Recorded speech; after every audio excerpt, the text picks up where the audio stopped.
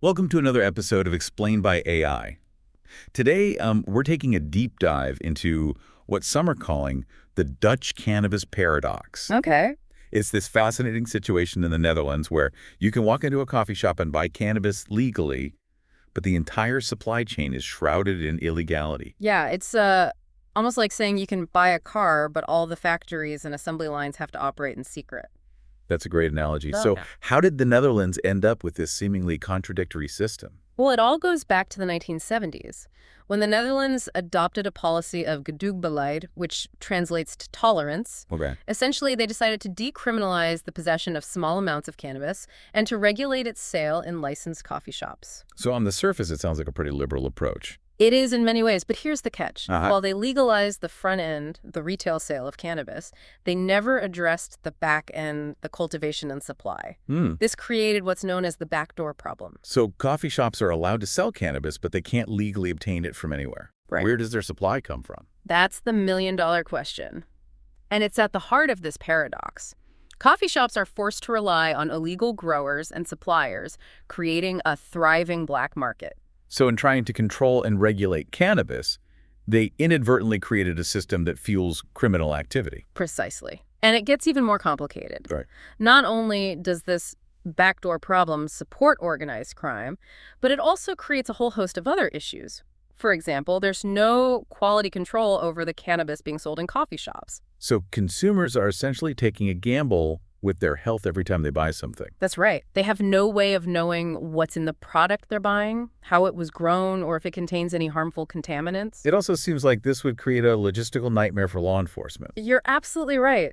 Imagine the police having to crack down on illegal cannabis cultivation, while simultaneously turning a blind eye to the coffee shops selling the very same product just a few blocks away. It sounds like a recipe for confusion and inconsistency. It is, and for years, the Netherlands grappled with this paradox, trying to find a way to reconcile the legal sale of cannabis with the illegal nature of its supply. So what did they do? Did they just ignore the problem and hope it would go away? Not exactly. They realized that the backdoor problem was creating too many negative consequences, and they needed to find a solution. So in 2017, they announced a groundbreaking experiment, the experiment Gesloten Coffee Shop Keten, or White Experiment for short. Okay, let's unpack that a bit. What is the White Experiment and what are they hoping to achieve with it? In a nutshell, the White Experiment is an attempt to regulate the entire cannabis supply chain, from seed to sale. Okay. They selected 10 municipalities across the Netherlands to participate, and each municipality will be supplied with cannabis from 10 licensed growers. So they're essentially creating a closed-loop system where they can control every step of the process. Precisely. This allows them to study the impact of a fully regulated cannabis market on everything from crime rates to public health outcomes. It sounds like a pretty ambitious undertaking. Has it been successful so far? Well, the experiment has faced its fair share of challenges and delays.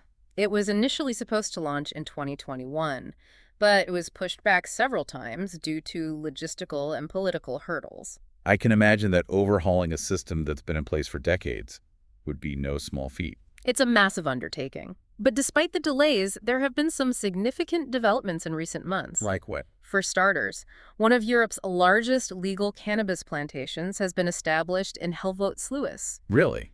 It's a highly secure facility, complete with state-of-the-art technology, and it's capable of producing a significant amount of cannabis. Wait, a legal cannabis plantation in the Netherlands? I thought cultivation was still illegal.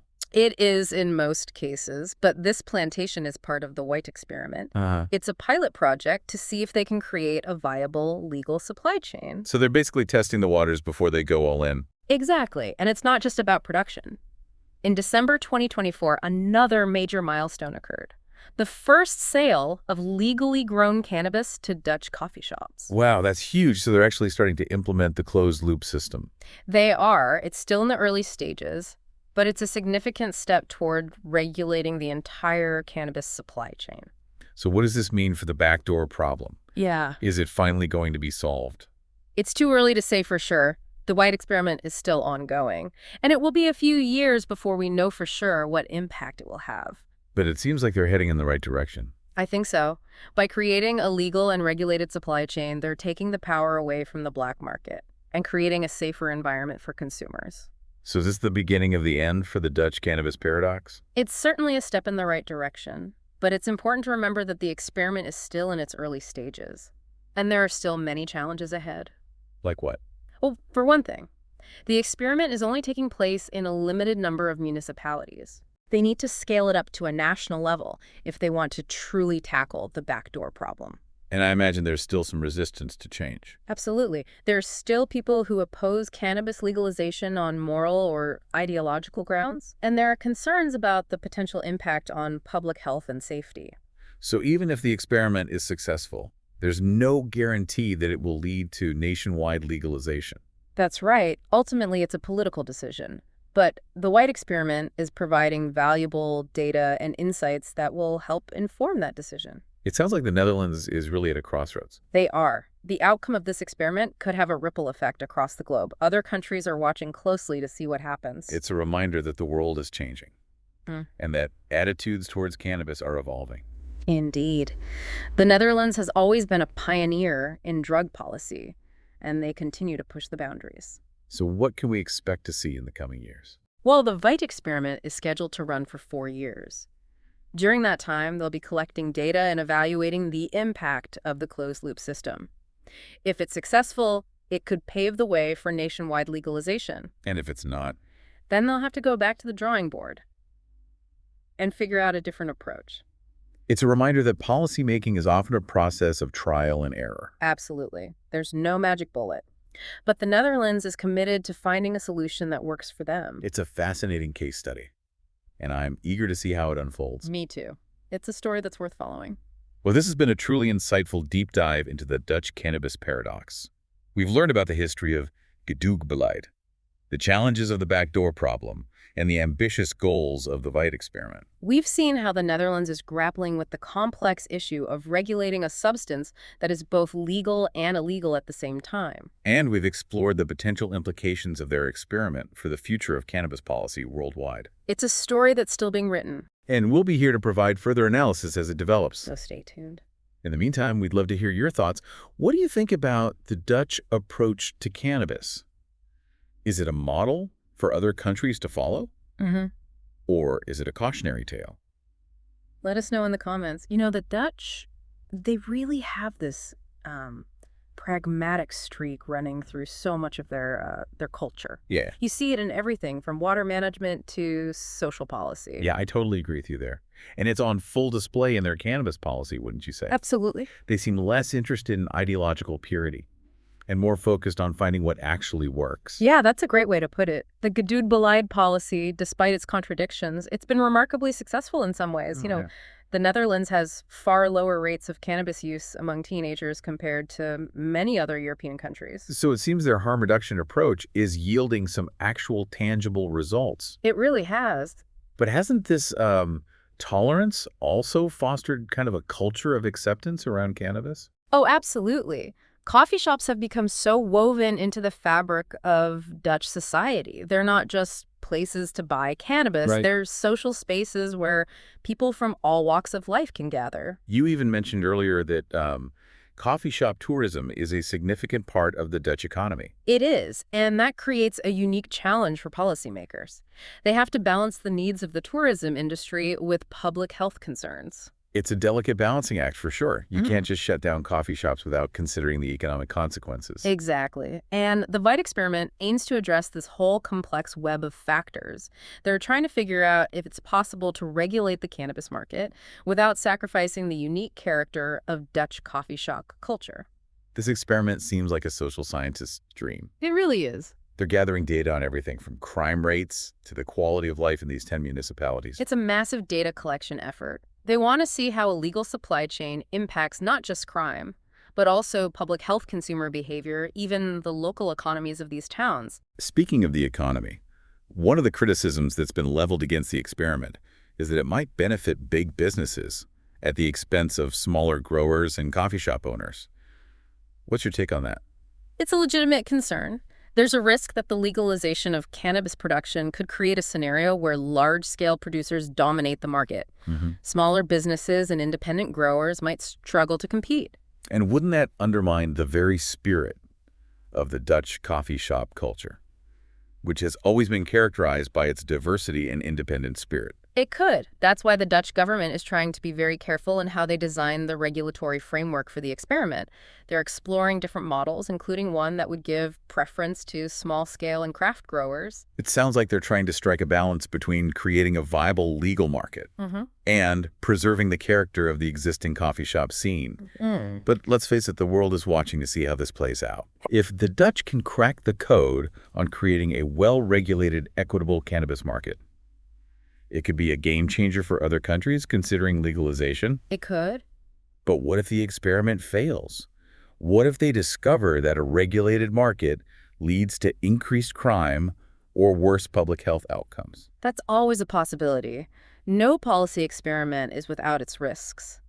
But even if the experiment fails to meet all of its objectives, it will still provide valuable insights. Failure can be a powerful teacher, right? It absolutely can be. Yeah. Even if the white experiment doesn't lead to nationwide legalization, it will help policymakers understand the complexities of regulating the cannabis market. They'll learn what works, what doesn't, and how to adapt their approach. So, in a sense, the experiment is already a success regardless of the outcome, because it's generating knowledge and stimulating critical discussion about drug policy. I agree. It's a testament to the Dutch willingness to experiment and learn from their mistakes.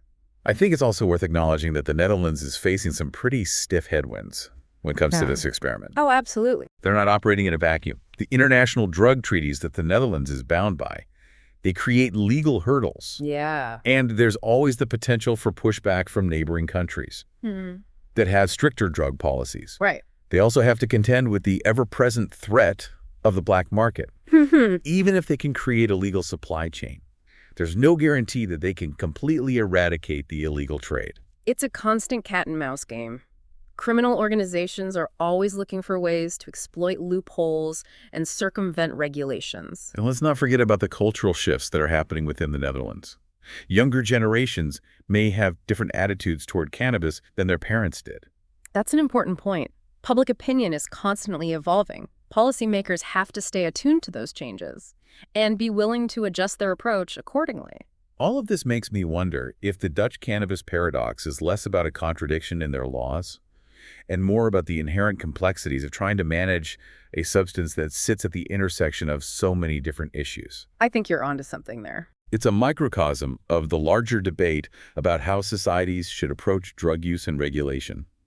It touches on everything from personal freedom to criminal justice to public health. It does. The Dutch are grappling with those questions in a very public and transparent way, and the world is watching, learning, and perhaps drawing inspiration for their own approaches to drug policy. It's a fascinating case study that will continue to unfold in the years to come. Well, this discussion has certainly given me a lot to ponder. It's clear that the Dutch cannabis paradox is much more than just a quirky legal loophole. It's a reflection of a society grappling with complex questions about individual liberties, public safety, and the role of government. And it's a reminder that there are no easy answers. When it comes to drug policy, There aren't. the Dutch are trying to find their own path, and in doing so, they may just light the way for others. It's true. You know, it strikes me that the Netherlands' approach to cannabis, it's almost like a social experiment in progress. They've been tweaking and adjusting their policies for decades, always trying to find that better balance. It's definitely an iterative process, for sure. And they've never been afraid to acknowledge when something isn't working and make changes accordingly. It's that pragmatism again. They seem less concerned with ideology and more focused on finding solutions that work in the real world. But has this approach made them more vulnerable to criticism, especially from countries with stricter drug policies? Oh, they've definitely faced their share of criticism over the years.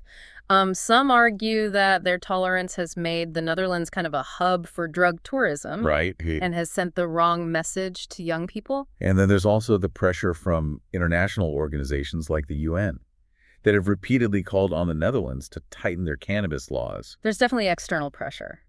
But the Dutch have held firm to their belief that a pragmatic harm reduction approach is the best way to deal with cannabis use. It's a bold stance, but they've also been careful to gather data and evidence to support their approach. They're not just flying by the seat of their pants, they're trying to be as scientific as possible about it. Exactly. They're constantly monitoring the situation, looking at the data, and making adjustments as needed. It makes you wonder if this data-driven approach might be one of the most important lessons that other countries can learn from the Dutch experience. It's certainly a key takeaway. Too often, drug policies are driven by fear morality or political expediency.